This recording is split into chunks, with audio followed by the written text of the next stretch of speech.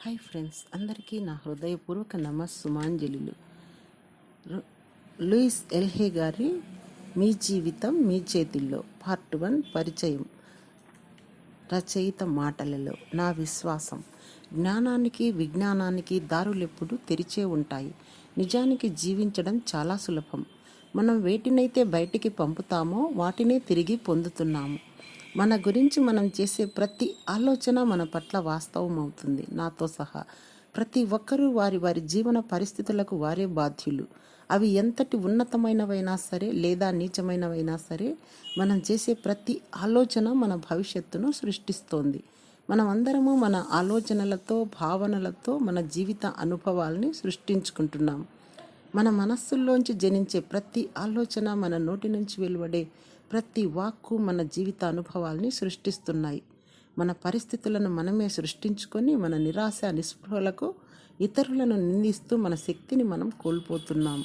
ఏ వ్యక్తి కానీ ఏ ప్రదేశం కానీ మనల్ని ప్రభావితం చేయలేవు. ఎందుకంటే మన మనస్సుల్లో ఆలోచనలు చేసేది నిశ్చయంగా మనమే కాబట్టి. మన మనస్సుల్లో శాంతిని, సామరస్యాన్ని మరి సమతుల్యాన్ని సృష్టించుకుంటే వీటినే మన జీవితాల్లోనూ దర్శించవచ్చు. ఈ క్రింది వాటిలో ఏ వాక్యము మీ నమ్మకాలకు అనుగుణంగా ఉందో కాస్త గమనించండి. ఎప్పుడు ఎవరు నాకు సహకరించరు, అందరూ అన్ని వేళలా నాకు సహకరిస్తారు. పై వాటిలో ఒక్కొక్క నమ్మకము పూర్తిగా భిన్నమైన అనుభవాల్ని సృష్టిస్తుంది. ఈ విధంగా మనం దేన్ని గురించి మన జీవితం గురించి నమ్ముతామో అదే మన పట్ల వాస్తవం అవుతుంది. ఈ విశ్వం మనం ఎంపిక చేసుకునే ప్రతి ఆలోచనను, మన ప్రతి నమ్మకాన్ని పూర్తిగా సమర్థిస్తుంది. మనం ఎంపిక చేసుకునే నమ్మకాలను మన సబ్కాన్షియస్ మైండ్ పూర్తిగా అంగీకరిస్తుంది. నా గురించి, నా జీవితం గురించి నేను నమ్మేది నా పట్ల వాస్తవం అవుతుంది. అలాగే మీ గురించి, మీ జీవితం గురించిన మీ నమ్మకాలే మీ పట్ల వాస్తవాలు అవుతాయి. మరి మనం ఎంపిక చేసుకోవడానికి లెక్కలేనన్ని ఆలోచనలు ఉన్నాయి. ఇది తెలుసుకున్నప్పుడు ఎప్పుడు ఎవరు నాకు సహకరించరు అని నమ్మడానికి ఎంపిక చేసుకోవడం కన్నా, అందరూ అన్ని వేళలా నాకు సహకరిస్తారని నమ్మడానికి ఎంపిక చేసుకోవడం మంచి స్పృహనిస్తుంది కదా.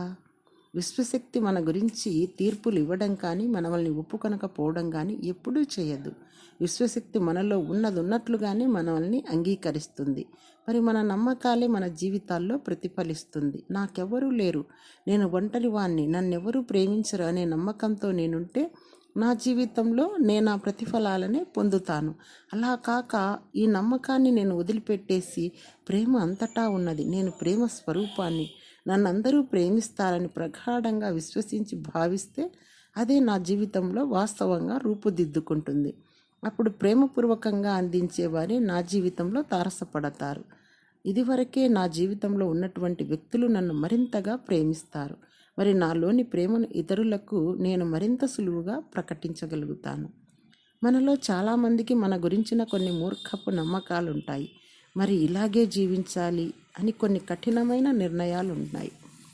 ఇలా అనడం మీలో తప్పుల్ని ఎత్తి చూపడం లాంటిది కాదు. ఈ క్షణంలో మనమందరము మన శక్తి కొలది తగినట్లుగానే జీవిస్తున్నాం. మనకు ఇంకా ఎక్కువ జ్ఞానము, అవగాహన, ఎరుక ఉంటే మనం ఇంకా ఉన్నతంగా జీవించి ఉండేవాళ్ళం కదా. దయచేసి మీరు ఇప్పుడున్న స్థితికి మిమ్మల్ని మీరు కించపరుచుకోకండి. నిజానికి ఈ పుస్తకం మీ దరికి చేరిందంటేనే మీ జీవితంలో నూతన శుభ పరిణామాలను ఆహ్వానించడానికి మీరు సిద్ధంగా ఉన్నట్లే లెక్క. మగవారు ఎప్పుడూ ఏడవరు. స్త్రీలు డబ్బుకు సంబంధించిన విషయాలను సక్రమంగా నిర్వర్తించలేరు. ఇటువంటి నమ్మకాలను నిజమనుకోవడం ఎంత అజ్ఞానమో కదా. ఆలోచించండి. మనం చాలా చిన్నపిల్లలుగా ఉన్నప్పుడు మన చుట్టూ ఉన్న పెద్దలు జీవితం పట్ల ఎలా స్పందించేవారో, ప్రవర్తించేవారో గమనించి మనము కూడా అలా స్పందించాలని, ప్రవర్తించాలని నేర్చుకున్నాము. అలాగే మన గురించి, మన జీవితం గురించి ఏమి ఆలోచించాలో నేర్చుకున్నాము. భయాలు, బాధలు, కోపాలు, అపరాధ భావనలున్న వారి మధ్య మీరు జీవించి ఉంటే తప్పకుండా చాలా అజ్ఞానాన్నే మీరు మీ గురించి, మీ ప్రపంచం గురించి మీ మనస్సులో పేర్చుకొని ఉంటారు.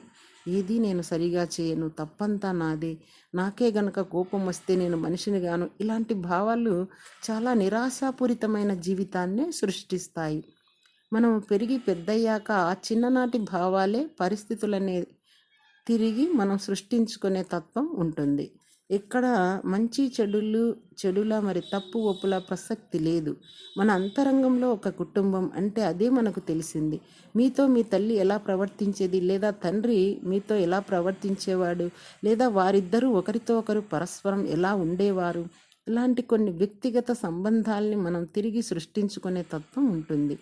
మీ ప్రేయసి కానీ లేదా మీ బాస్ కానీ మీ తల్లిలాగో లేదా మీ తండ్రిలాగో ఉన్నారేమో జాగ్రత్తగా పరిశీలించి చూడండి. మన తల్లిదండ్రులు మనల్ని ఎలా చూసుకునేవారో అలాగే మనల్ని మనం చూసుకుంటాము. మనల్ని మనం అదే విధంగా నిందించుకోవడము, శిక్షించుకోవడము చేస్తాము. మీరు జాగ్రత్తగా వినగలిగితే అవే మాటల్ని ఇప్పుడు కూడా మీ మనస్సుల్లో వినగలుగుతారు. అలాగే బాల్యంలో మన తల్లిదండ్రులు మనల్ని ప్రేమించి ప్రోత్సహించి ఉంటే మనం కూడా మనల్ని అలాగే ప్రేమించుకుంటాము, మరి ప్రోత్సహించుకుంటాము. ఒక్కటైనా సక్రమంగా చేసావా నువ్వు, తప్పంతా నీదే, ఇలా ఎన్నిసార్లు మిమ్మల్ని మీరు తిట్టుకున్నారో గమనించండి. నువ్వు చాలా బాగా చేసావు, నువ్వంటే నాకు ఇష్టం, ఇలా ఎన్నిసార్లు మిమ్మల్ని మీరు ప్రోత్సహించుకున్నారో గమనించండి. ఏదెలా ఉన్నా ఈ స్థితికి నేను మన తల్లిదండ్రులను నిందించను. మనమంతా బలికాబడ్డ వారి చేత బలికాబడ్డ బలి పశువులం. వాళ్లకు తెలియని విషయాల్ని వాళ్ళు మనకెలా నేర్పగలరు చెప్పండి. మీ తల్లి తనను తాను ప్రేమించుకోలేనప్పుడు, మీ తండ్రి తనను తాను ప్రేమించుకోలేనప్పుడు వారు మిమ్మల్ని మీరు ప్రేమించుకోవడం ఎలాగో నేర్పించడం అసంభవం. వారి బాల్యంలో వారేమి నేర్చుకున్నారో అదే మీకు నేర్పించారు. మీకు వారి గురించి తెలుసుకోవాలనిపిస్తే వారి బాల్యం గురించి ప్రశ్నించి తెలుసుకోండి. మీరు ఓపికగా వినగలిగితే వారిలోని భయాలు, మూఢ విశ్వాసాలు వారికి ఎలా ఏర్పడ్డాయో మీరు తెలుసుకోగలుగుతారు. అవన్నీ వారి బాల్యంలో అనుభవించిన భయభ్రాంతులే సుమా. మన తల్లిదండ్రులను మనమే ఎంపిక చేసుకొని జన్మ తీసుకుంటాము. మనమందరము ఒక నిర్ణీత కాలంలో, నిర్ణీత ప్రదేశంలో ఈ భూతలంపై భౌతిక శరీర ధారణ చేయడానికి విచ్చేస్తాము. ఆధ్యాత్మిక పథంలో మన చైతన్య విస్తరణకు ఒక నిర్ణీత పాఠాన్ని లేదా పాఠాలని నేర్చుకోవడానికి మనం ఈ భూతలానికి రావడానికి ఎంపిక చేసుకుంటాం. మన లింగాన్ని, మన రంగుని, మన దేశాన్ని ఎంపిక చేసుకొని ఈ ప్రస్తుత జీవిత కాలంలో మనం నేర్చుకొనబోయే జీవిత పాఠాలకు అనుకూల పరిస్థితులను సమకూర్చగలిగే తల్లిదండ్రులను కూడా మనమే ఎంపిక చేసుకుంటాం. తర్వాత పెరిగి పెద్దయ్యాక మన జీవిత పరిస్థితులకు, మన సమస్యలకు మన చేతి వేలుని వారి వైపు చూపిస్తూ అంతా మీ వల్లేని మన తల్లిదండ్రులను నిందిస్తాము. నిజానికి మనము అధిగమించడానికి ఎంపిక చేసుకున్న జీవిత సవాళ్లకు, పాఠాలకు మన తల్లిదండ్రులే మనకు తగినవారు. చిన్నతనంలో మనం జీవితం పట్ల కొన్ని నమ్మకాలను ఏర్పరచుకొని వాటికి అనుగుణంగానే మన జీవన పరిస్థితులను సృష్టించుకుంటాము. ఎన్నిసార్లు మీరు ఒకే రకమైన అనుభవాల్ని లేదా సమస్యల్ని మళ్ళీ సృష్టించుకోలేదు? ఆలోచించండి. ఒక్కసారి జీవితంలో వెనక్కి తిరిగి చూసుకుంటే ఆ విషయం మీకే తెలుస్తుంది. అలా జరగడానికి కారణం ఈ అంతరంగంలో మీకు మీ గురించి అటువంటి నమ్మకాలే ఉన్నాయి కాబట్టి. ఇక్కడ ఆ సమస్యలు ఎంతకాలం పాటు మనల్ని వేధించాయి, లేదా అవి ఎంత పెద్ద సమస్యలు, లేదా ఆ సమస్యలు మన జీవితాన్ని ఎంతగా భయభ్రాంతులకు గురి చేశాయన్నది ముఖ్యం కాదు. ఆ నమ్మకాలు మనలో ఉన్నాయా లేదా అన్నదే ముఖ్యం. ఆ నమ్మకాల్ని మన అంతరంగంలోంచి తొలగించి వేస్తే ఆ పరిస్థితులు, ఆ సమస్యలు ఇక తల ఎత్తవు. Thank you. రేపు రెండవ భాగం.